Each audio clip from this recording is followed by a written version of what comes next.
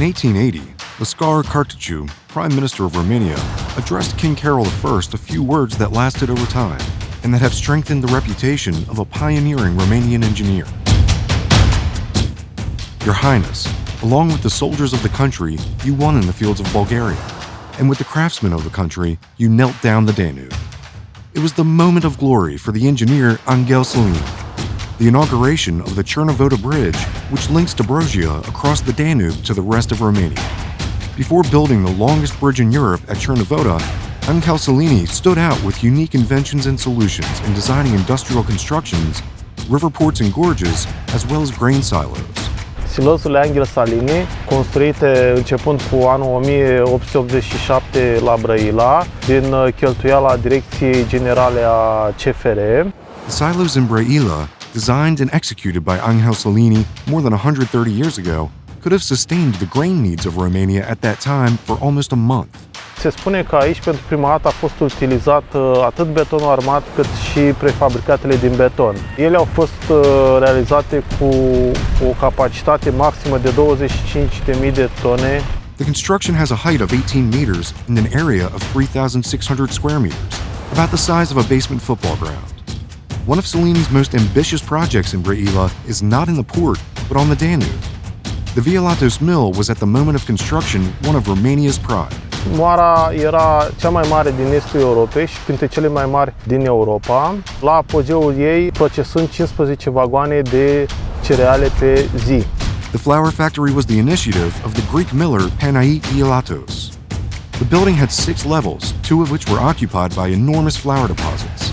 The mill was connected to the national railway, but also to the Danube through an underground tunnel, where the cereals were discharged from the barges into the factory. A funcționat în felul acesta până în 1940, când a intrat în declin și ulterior în faliment. In Braila, the old Fluvial station went through a spectacular transformation in recent years. The Old Captain, as the locals call it, was built in 1906 by the engineer Saligny. La parter avea săli de așteptare pentru clasa 1 și clasa 2, case de bilete, iar la etaj erau birouri administrative, cum ar fi biroul capitanului portului. The building became private property and was restored, becoming the headquarter of a major naval company. But that has brought the building back to the status of the city's attraction. Only a few tens of kilometers away, in the other large city on the Danube, is the Galati Navigation Palace. The building was built between 1911 and 1915. This time, we are talking about an architectural creation by Peter Antonescu, rector of the Romanian Academy of Architecture in the interwar period.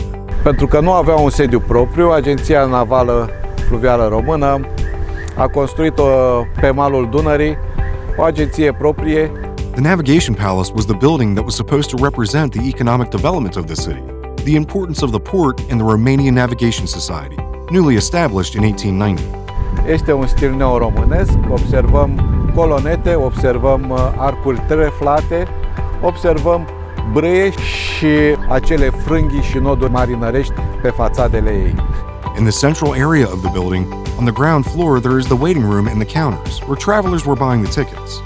The room is spacious, well lit by the high, arched upper windows. Upper levels were the living quarters for the employees of the corporation. Then these rooms were turned into offices. Starting with 2004, it is found on the list of historical monuments in Galati County.